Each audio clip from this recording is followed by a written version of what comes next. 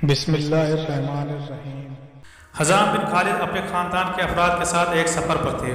کہ ایک رات انہوں نے خواب دیکھا کہ وہ ایک انتہائی خوبصورت سبز زبرجد کے موتیوں سے بنے ایک تخت پر بیٹھے ہیں۔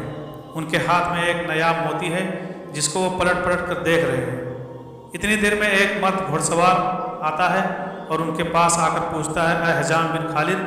کیا اس موتی کو مجھے کتنے میں بیچو گے؟ حزام بن خالد کہتے ہیں کہ مجھے اس موتی کی قیمت کا ہی علم نہیں ہے،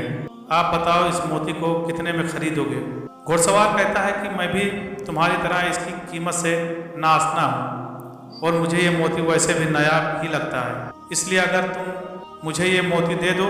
تو اس کے بدلے میں تمہیں ہمیشہ کی سرداری مقام و منزلت، شرف و برکت کی ضمانت دیتا ہوں۔ حزام کہتے ہیں کہ میں نے خواب میں اس موتی کو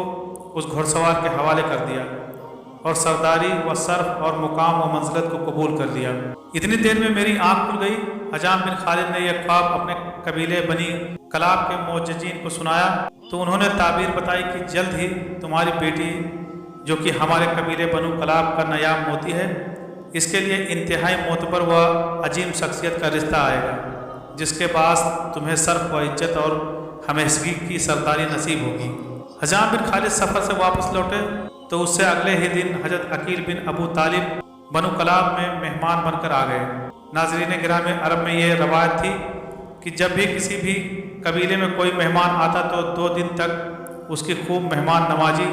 اور خدمت کی جاتی، پھر تیسرے دن آمد کا سبب دریافت کیا جاتا۔ حضرت عقیل بن ابو طالب کی 2 دن مہمان نوازی کرنے کے بعد قبیلے بنو کلاب کے سردار حزام بن خالد نے تیسرے دن ان کی آمد کا مقصد دریافت کیا تو وہ فرمانے لگے کہ اپنے بھائی علی بن ابی طالب کا رشتہ آپ کی بیٹی فاطمہ کے لیے لے کر آیا ہوں۔ حزام بن خالد کہنے لگے، اے عقیل، امیر المومنین کے لیے ایک صحرا نشین عورت شائستہ نہیں ہے جو صحرا نشینوں کی ابتدائی تہذیب و تمدن میں پلی ہو، انہیں ایک بلند مرتبہ تمدن والی عورت سے ازدواج کرنا چاہیے اور ان تمدنوں کے درمیان فرق ہے۔ عقیل نے ان کے کلام کو سننے کے بعد کہا، جو کچھ آپ کہتے ہیں اس سے امیر المومنین باخبر ہے اور ان اوصاف کے باوجود وہ ان سے رشتہ ازدواج قائم کرنا چاہتے ہیں۔ اس کے بعد ام البنین کے والد نہیں جانتے تھے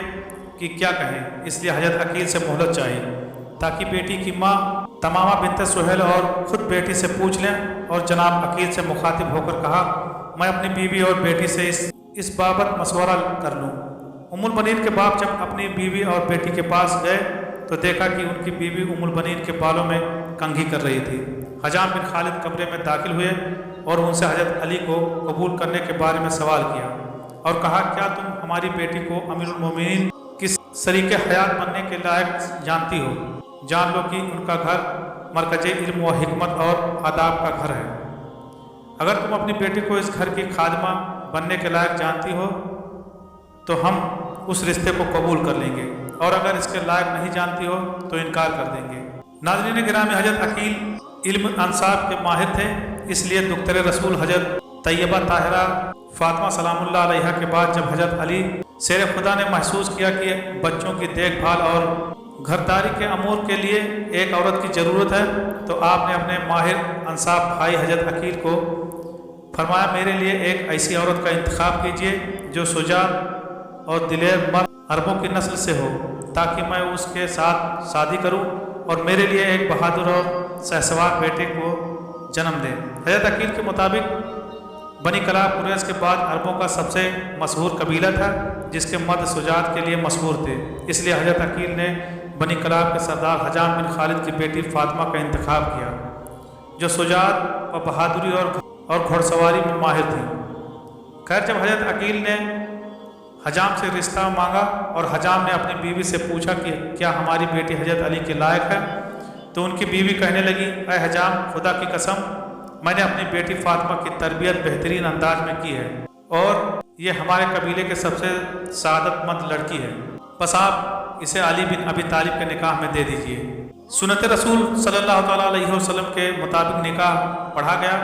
بعض مورخین نے اس نکاح کی تاریخ 23 ہجری لکھی ہے۔ نکاح کے فوراً بعد جب حضرت علی فاطمہ بنت حزام کو لے کر گھر آئے تو فاطمہ بنت حزام جو شرافت کا مجسمہ تھی کہنے لگی کہ میں اس وقت تک گھر میں داخل نہ ہوں گی جب تک مجھے دختر رسول حضرت فاطمہ زہرا کی بڑی بیٹی اجازت نہ دے دے۔ حضرت حسنین کریمین کو ماں کی یاد ستانے لگی تو ان کی آنکھیں آنسوؤں سے چھلک پڑی۔ جب فاطمہ بنت حجام نے گھر میں قدم رکھا تو اس وقت حسن و حسین کو بخار تھا، اور فاطمہ بنت حجام نے اپنی شادی کی پہلی رات جنت کے سرداروں پر واری اور ساری رات ان کی خدمت میں گزاری، اور آپ کے منہ سے مسلسل یہ الفاظ نکلتے رہے، میں فاطمہ نہیں بلکہ میں تو فاطمہ زہرا کی اولاد کی کنیز ہوں۔ حضرت علی شیر خدا جب بھی فاطمہ بنت حجام کو آواز دیتے تو حضرت امام حسن و حسین کی آنکھیں اپنی والدہ کو یاد کر کے غمگین ہو جاتی۔ اسی لیے فاطمہ بنت حجام کہنے لگیں کہ آپ مجھے کنیز فاطمہ کہہ کر پکارا کریں تاکہ بچوں کو اپنی والدہ کی یاد نہ ستائے۔ اللہ پاک نے حضرت علی شیر خدا اور فاطمہ بنت حجام کے بطن سے 4 بہادر سپوت پیدا فرمائے، جن کے نام حضرت عباس، حضرت عبداللہ، حضرت جعفر اور حضرت عثمان تھے۔ انہی چاروں بیٹوں کی وجہ سے حضرت فاطمہ بنت حجام ام البنین کے لقب سے مشہور ہوئی۔ حضرت ام البنین نے اپنے یہ چاروں بیٹے حضرت امام حسین پر کربلا میں وار دیے اور تمام نے شہداء کا رتبہ پایا۔ آپ نے حضرت امام علی کی شہادت کے بعد جوان ہونے کے باوجود دوسری شادی نہ کی، 20 سال سے زیادہ کی طولانی مدت تک زندہ رہیں۔ آپ کی تاریخ وفات کے بارے میں اختلاف ہے، لیکن مشہور یہی ہے کہ حضرت ام البنین نے 13 جمادی الثانی 64 ہجری کو وفات پائی۔ انا للہ و انا الیہ راجعون۔